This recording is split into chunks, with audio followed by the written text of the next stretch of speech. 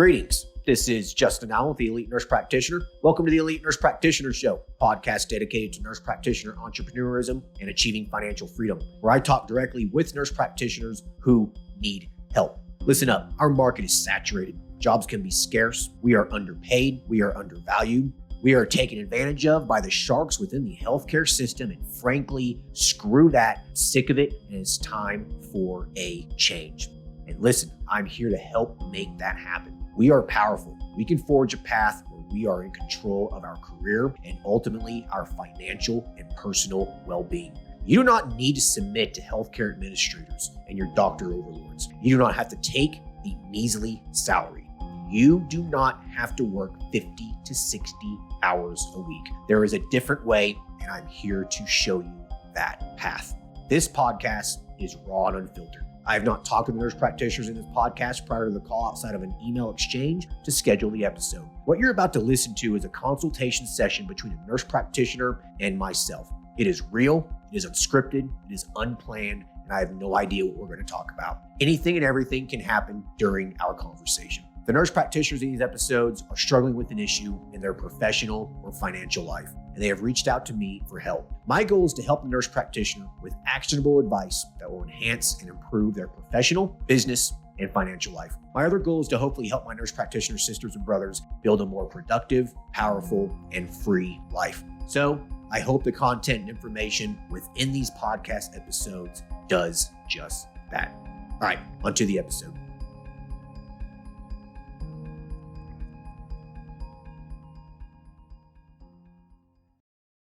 Hello, everyone. Today we'll be talking to Jeff, who is a family nurse practitioner. He currently works at a mobile wound care clinic and worked at an urgent care prior to that. He started a cash-only mobile urgent care clinic about 3 months ago that has been pretty slow. He is needing assistance marketing his practice, getting patients through the door, and restructuring his practice so it becomes more profitable and busy so he can build a solid revenue stream. Hey, Jeff, how are you? Hey, good, Justin. Thank you for having me. No, absolutely. Thanks for hopping on here. So let's just jump into this. So tell us a little about yourself. It sounds like you do some wound care now and you used to work at an urgent care. Yeah, so I'm currently working for mobile wound care here in Omaha, Nebraska. But prior to that, I worked as an NP in urgent care for the past 2 years. And then my background is in family practice. Obviously, worked in the ICU as an RN for 7 years, 8 years. And then occasionally I do work PRN at the VA in the urgent care, but mostly my job now is really working wound care. And my side gig is my business right now, which is a mobile urgent care.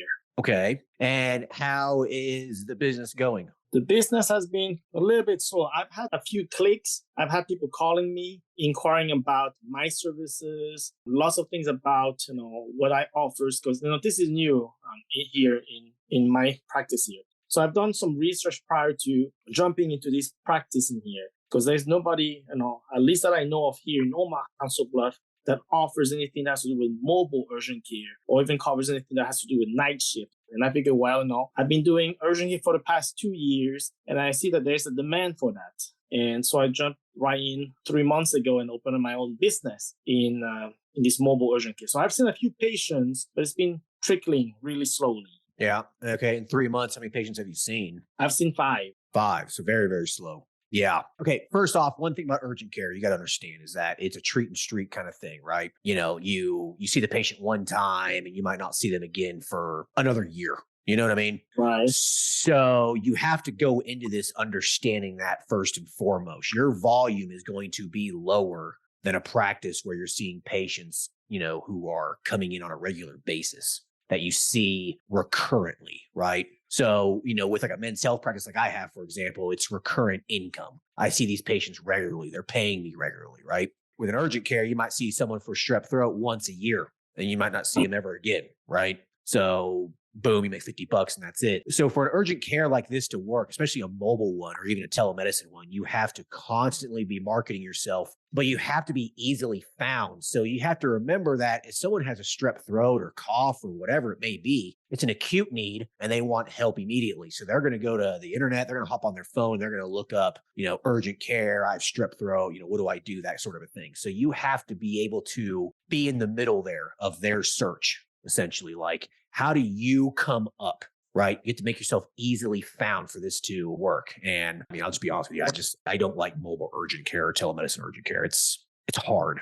Right. And I guess I didn't know about, how difficult it was to get patients on, seeing through. I mean, most of my referrals so far have been word of mouth. I've reached out to Airbnbs. I've done some, oh boy, uh, Facebook, but everything has been somewhat slow. Yeah, if you have any marketing suggestions on that, how to boost my Google ads or my SEO, that'll be appreciated advices. Yeah. All right. Well, first, let's talk about the structure of your practice. So you are cash only. I am cash only. The fee that I charge, it's $250, but it includes my time, my visit, anything with first line medicines too, because I do bring the medicine and do bring the testing also to see the patients. Okay. This is your first problem here, $250. How many people are willing to spend $250 for a cough or a UTI or a strep throat or whatever when they can just use their insurance and go to any urgent care or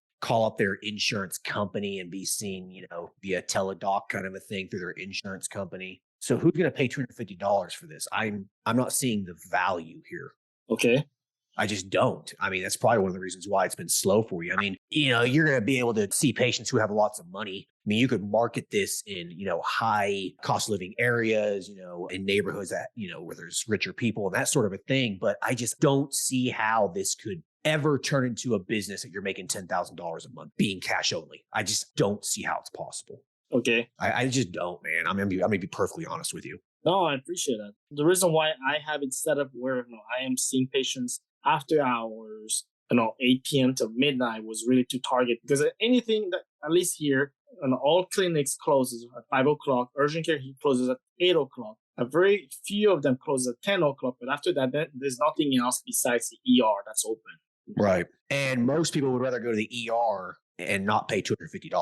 Oh, really? Most people, yeah. I mean, especially like Medicaid and things like that. I mean, they're not paying for it anyways. Why do they care? Right. I mean, I've worked ER before. The shit that comes into it in ER it blows my mind. Like, you could have went to a walk-in clinic for this. Like, give me, get out of here. But they will. So just so they don't have to pay $250, man. Like, you got to remember, people are cheap. Okay. And if they're not finding the value in something, they're not going to pay you for it. So, you have some competitors that are open until 10.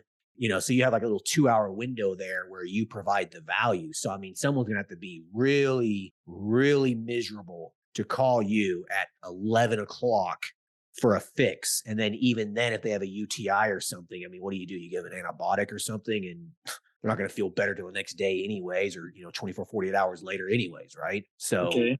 That's what I'm saying.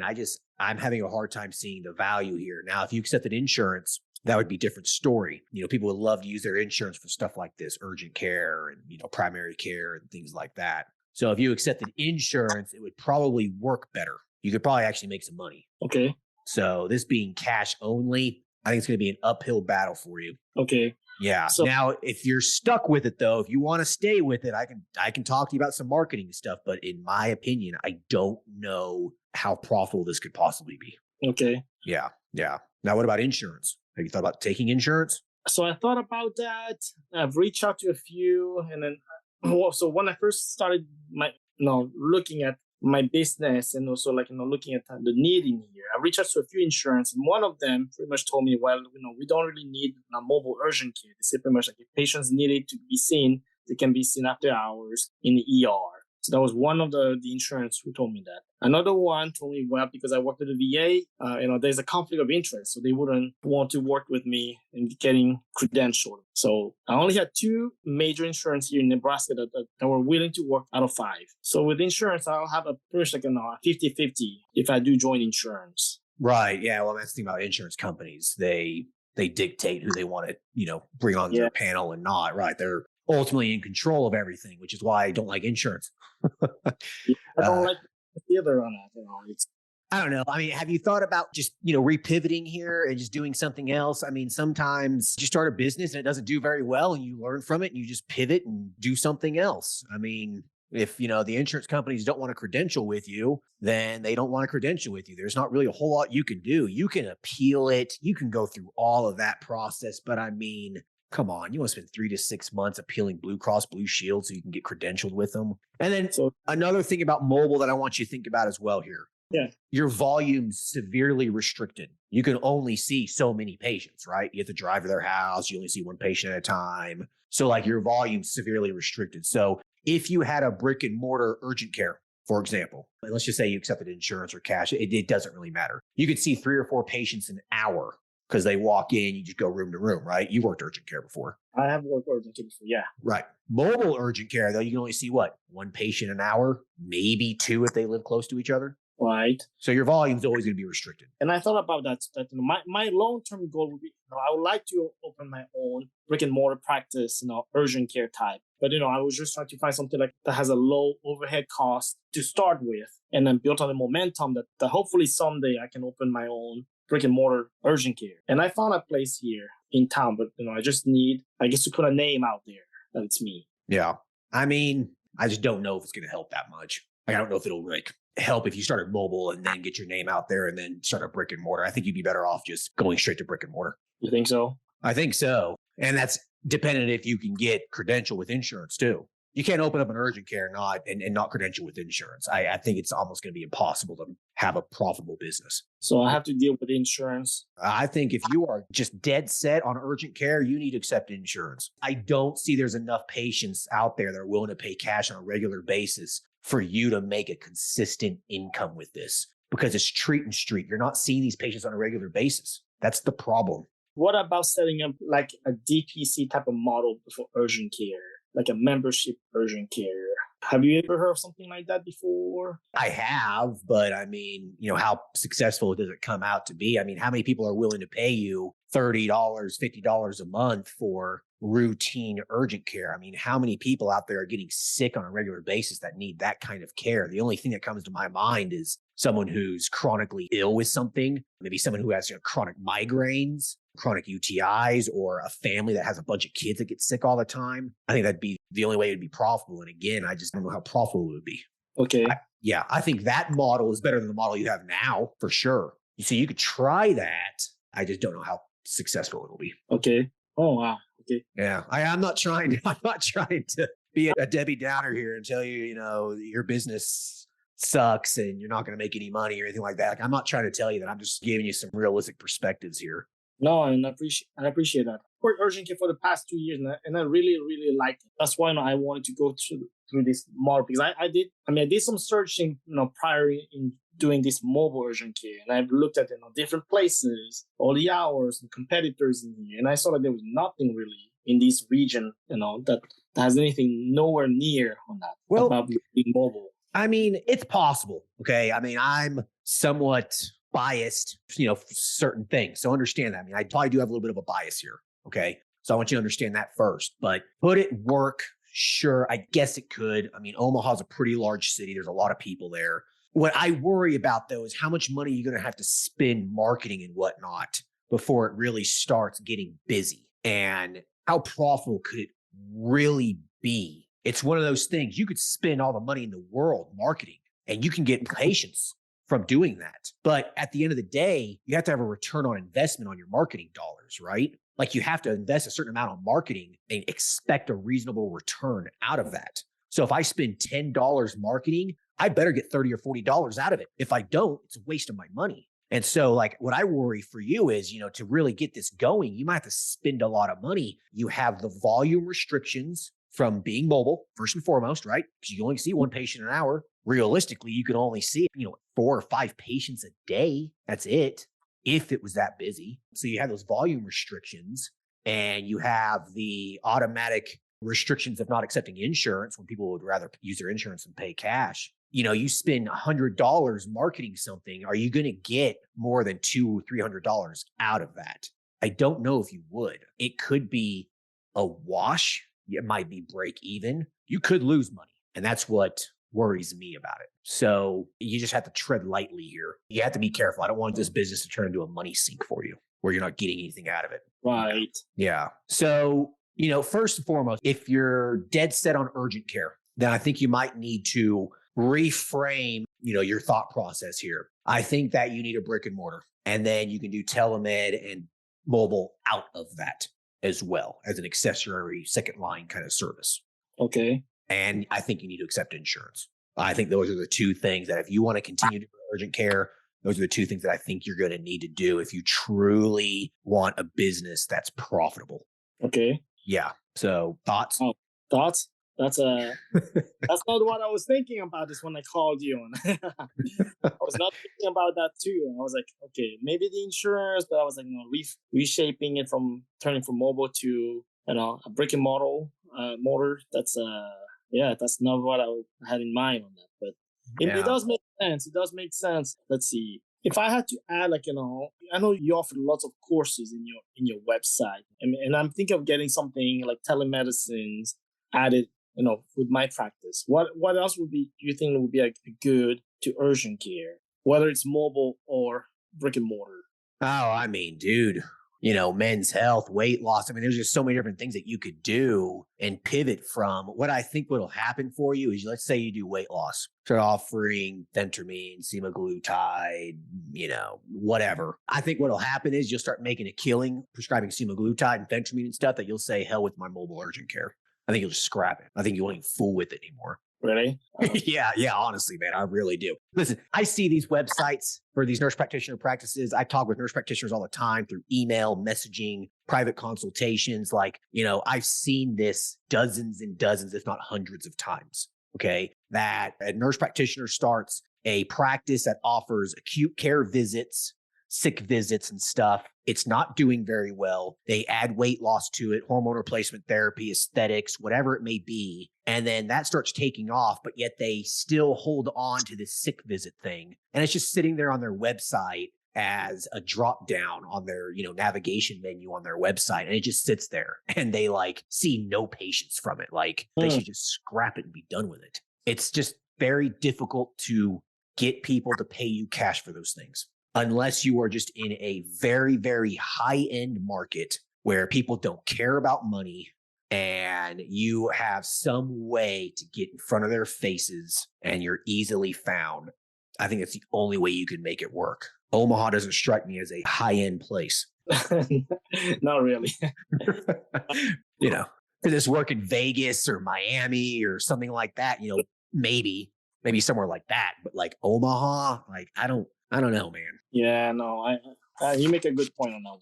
Yeah. I don't want you wasting money on marketing and doing a bunch of other things, I think it's going to end up being a money pit for you, man, to be perfectly honest with you. So with that said, there's no point in sitting here, trying to make this thing work when chances are probably not in your favor. So if you want to do urgent care, I think you're going to have to just accept insurance and get a brick and mortar place. And then you have to go through all that. And starting an urgent care can be expensive, especially if you credential through insurance. There's all kinds of things that have to be met. You have to have certain point of care testing on site. You have to have x-ray, blah, blah, blah, blah, blah, blah, blah. It's a process. It's going to be a couple $100,000 investment minimum.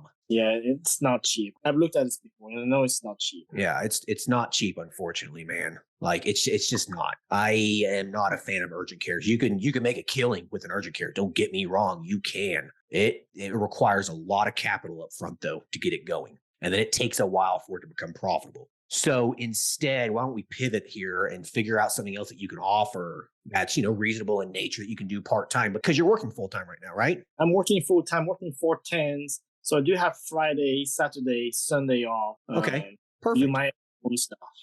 Perfect. Listen, that's awesome. When I first got started, I was working, 4 days a week, 12-hour shifts, an 8-hour shift here and there, whatever. Working in urgent care, picking up shifts in the ER, picking up shifts at a methadone clinic. I was kind of working all over the place too. And Fridays were my day for my business. This is when I first got started. Friday is when I would do medical cannabis in the morning, and then I would do men's health in the afternoon. There were two separate businesses.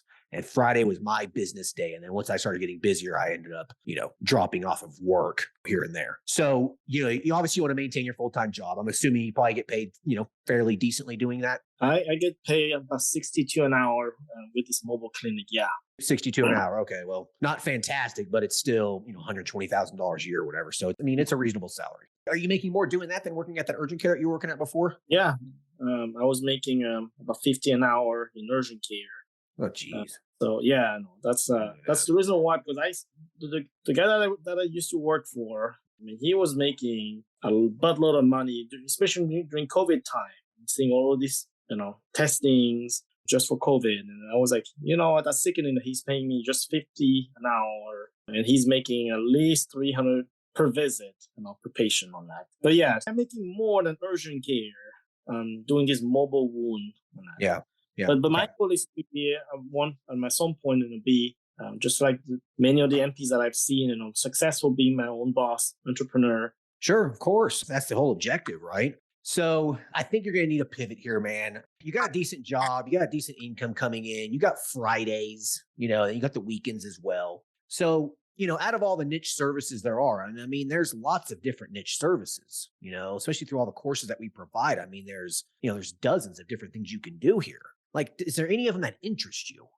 I've seen those courses that I guess I've never venture, on TRT or men's hormone or IV hydration. I guess, since my background has been urgent care, this is where I feel really comfortable doing. So I guess I've never ventured outside of, this realm on that.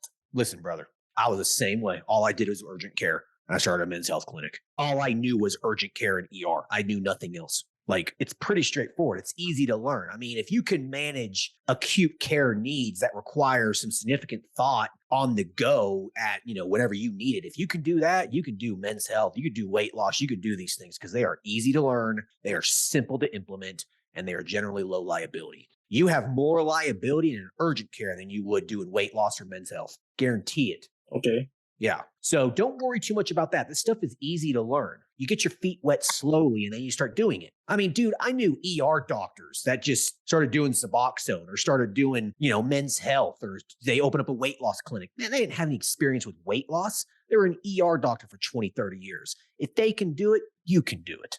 Does it require you to be like in a brick and mortar, or can you be mobile for that one? You could do mobile telemed for that if you would like. Absolutely. You don't have to do brick and mortar, but why are you hung up on not doing brick and mortar? Are you scared of the money that would require to pay for the lease? Yeah, lease agreement, because I know that, I mean, I've read some of those articles about like, okay, they can sign you up for a year, 2 years, even 3 years. And, that can be a money pit, if you're not making money from that.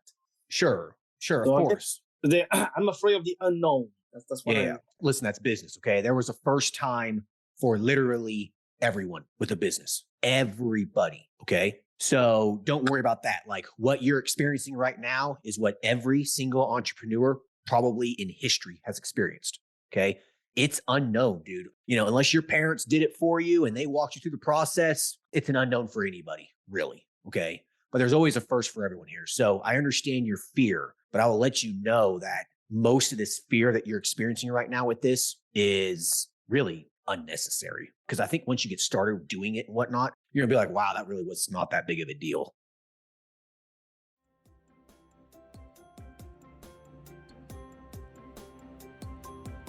All right. I hope everyone's enjoying the episode so far. I just wanted to take a quick break to thank everyone listening and also give a big thank you to all of my social media followers and email subscribers. If you haven't done so yet, please subscribe to our email list at www.elitenp.com and make sure to follow us on Facebook, Instagram, and LinkedIn. Email subscribers will receive updates on new weekly podcast episodes, multiple weekly articles we publish, new courses, and everything else related to helping you succeed. Remember, all Elite Nurse Practitioner courses are designed to help you build a niche practice, increase your financial strength, and to break free from the rat race. If I can break free and the other countless nurse practitioners can break free, then so can you. Additionally, please share this podcast with your other nurse practitioner sisters and brothers out there. The more NPs that venture out on their own, the stronger our profession will become. Now, let's get back to the episode.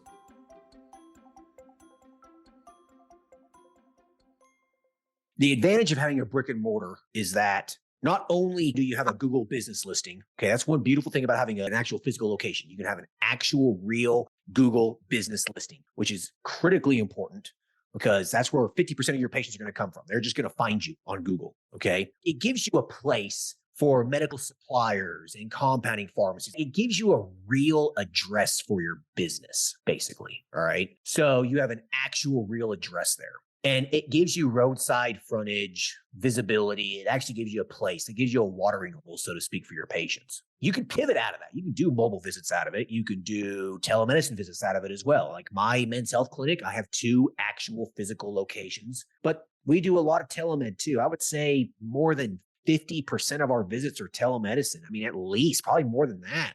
The first patient visit I usually like to do in person. And then after that, dude, 90+% is her follow-ups are done just via telemed. But having that office, though, allows me to have staff and allows me to have supplies and that sort of a thing. I don't know what the commercial real estate in Omaha is like, but getting a little $500, $700 hole in the wall place, dude, is minimal risk, especially if you only sign for a year lease. Okay. Minimal. Think about it. Let's say you sign 1 year lease for a place at $700. That's going to cost you what, $8,400 for the entire year? $8,400. While that's a lot of money, don't get me wrong, it is. It's not the end of the world. You're not going bankrupt, right? Right. So what's the worst that could happen? The business, fails and you're on the hook for $8,400. I mean, there could be a lot worse things happen. Right. And the chances of that happening are slim, man, especially if you provide a service that's not saturated. If you do some market research and you don't really find that there's these things available and you get in there and you're one of the first people to do it, dude, you're going to get successful. I promise you will. Right.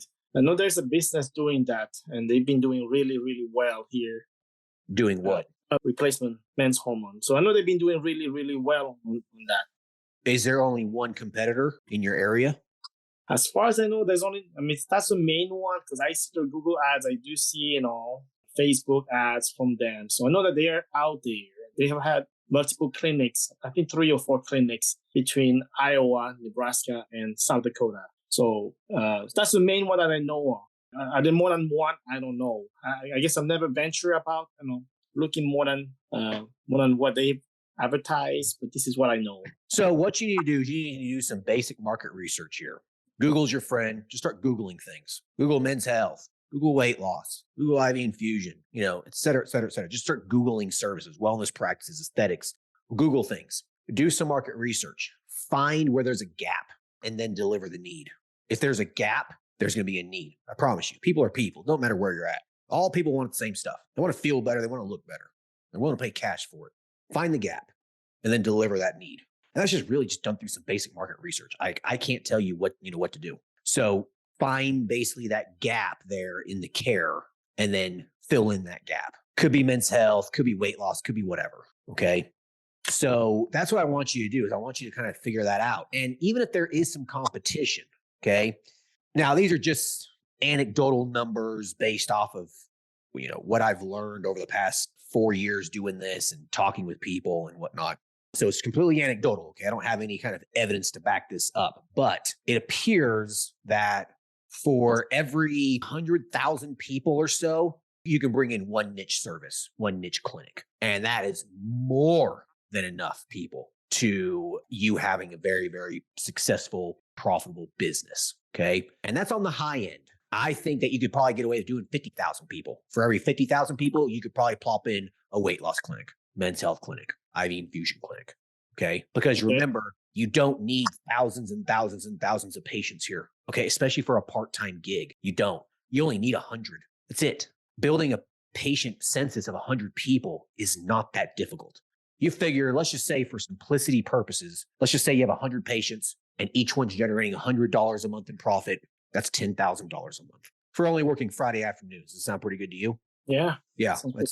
That's completely doable. So, remember that you don't need thousands of patients here. You don't. All you need is 100, 200. Like that's it. My men's health practice, we have 600, 700 patients or something like that, but we've been open for, multiple years. I have 2 locations and, we generate 70,000 plus a month in revenue. Now it's taken multiple years to get there, but it's slowly built up. And, in my county where my main men's health clinic is, there's 200,000 people in the county. Okay. And we only have, 500-600 patients. Think about that. Like what percentage is that? It's so minimal. But obviously you're successful, right? We just correct. With only 500, with only 500 patients. That's what I'm saying. You don't need that many patients here. Like, don't think that you need to be the only show in town for it to be profitable. And if there's hundreds of thousands of people in your area, there is more than enough business to go around, especially for 100 patients. And especially if you undercut your competition. Right. Right. Oh, okay. Makes sense. Let's see. there's 500,000 people in Omaha, 500,000. And then I bet in the county and the cities around you, I guarantee there's probably 1,000,000 people within a 30-minute drive. We have about 1 million between Omaha and Council Bluffs. So yes. Okay. You have 1,000,000 people. So find a place in the area where there isn't a men's health clinic or a weight loss clinic or whatever. Find a spot that's kind of a little outside of it all. And that's where you put your clinic in. Yeah, like something more like rural. Hey, absolutely. There are gold mines out there. And I've said this before in other podcasts. There's gold mines out there. There are towns and small cities throughout this country where there are not these niche practices. And they are gold mines because no one's there. Even in a little town of 20, 30,000 people, you get in there and you open up a little wellness practice that offers weight loss, HRT, IV infusion, things like that, you will make money. Okay. I'll guarantee it. Like I know NPs in towns of 10,000 people that are killing it.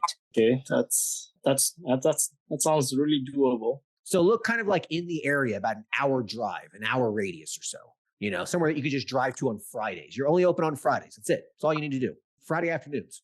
Most people can get off work on Friday afternoon to come see you. All right. Be open on Friday afternoon and look within an hour radius of where you're at. Find a little town that has 20, 30, 40,000 people in it. And if there's nothing there telling you, you will do well. Okay. When it comes to my LLC, do I need to make like a DBA or should I open a different LLC for that? Just operate out of the LLC and just do a DBA right now. Don't complicate this. Okay. Yeah. If you go to the Elite NP website, click all articles. There's a little search bar there. Type in DBA, and there's a whole article there I typed out. There's actually 2 articles there that talk about how to do it. Okay. Yeah. So just review those articles there. I walk you through the process. Sure. Yeah. I can look at that. Yeah. I mean, do you have any questions? No, I think you gave me some really good suggestions in here.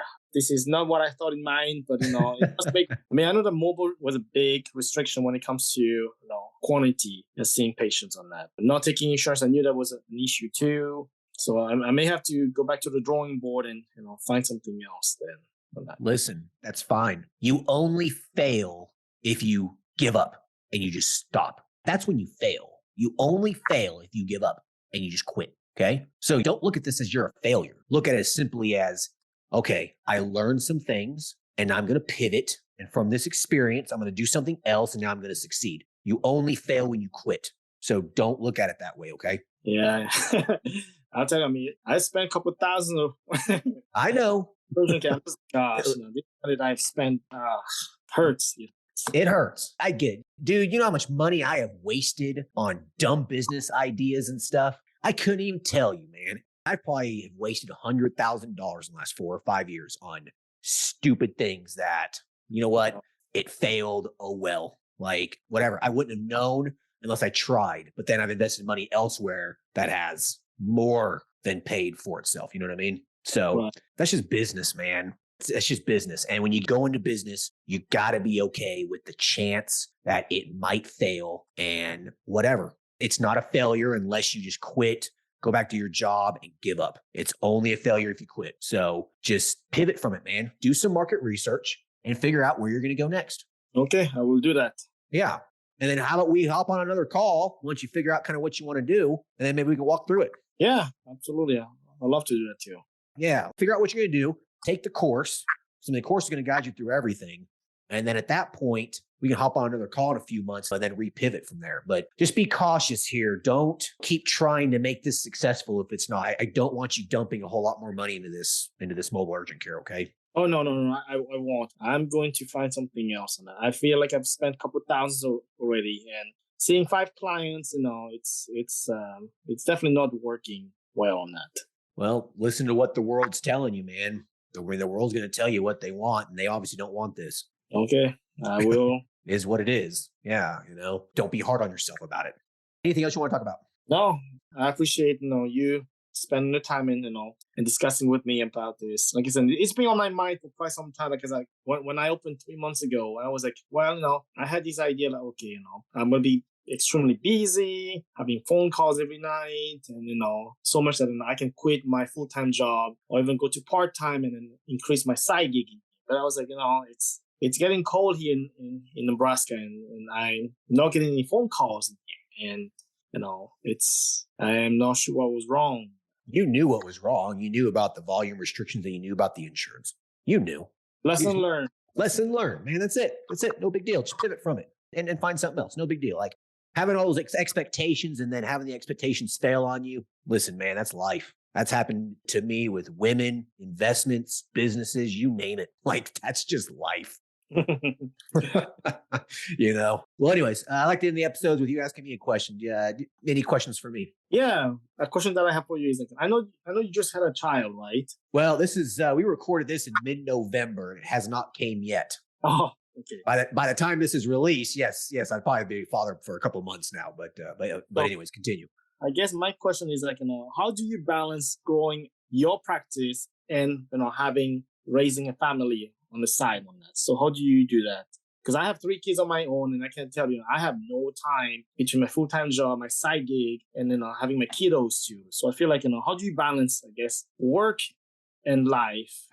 Boundaries. You have to set yourself boundaries. You just do. Like this business that you're going to pivot on. You say, I'm only going to do this on Fridays from 1 to 5 or whatever. You know what I mean? You have to set up boundaries. If you don't, you're not going to be able to dedicate time to your family. You're not going to be able to dedicate time to your business. Your time's going to be split. Your energy is going to be split all over the place. Like you have to set yourself boundaries. Like at 5 o'clock on Friday, you're done. You're done with your business. And then you put that time for the weekend to your children, you know what I mean? And your family. Like you just have to. It's the only way. You just have to like get your calendar and be like, okay, it's 5 o'clock. I'm done. And you step away. It's the only way. You have to just schedule time out. For the initial business startup phase, it's difficult because you have to put a lot of time into it at first to get it, to get it up and running. But what I have found is that the best time to do that is very, very early in the morning when everyone's still asleep, the world's still asleep. I get some of my best work done at 5 a.m. Is that what time you wake up at 5 a.m. and you start working on your business? I typically spend the first hour of my day working on my business. Okay. Like it's still dark outside. The world's asleep. No one's texting me. No one's messaging me. No one's emailing me. Like I can just focus and get it done. And I've heard the same thing from other successful entrepreneurs, authors, all these things. Like a lot of people write their books at 4:30 in the morning. They spend 1 to 2 hours doing it and then they're done for the day. You know what I mean? Okay. So I think that's kind of what you need to do, man. You have to just hustle, wake up early and get it done while everyone's still asleep, while you can still focus on it without distractions. You know what I mean? Yeah, it makes sense. I will follow those advice and those words of wisdom that you give me. Hey, listen, so I'm serious. Holler at me in the next month or two when you come up with an idea and we'll hop on another call. Okay, perfect. All right, well, it was a pleasure talking to you. Yeah, thank you, Justin. All right, you're welcome. Take care. Bye-bye. Bye.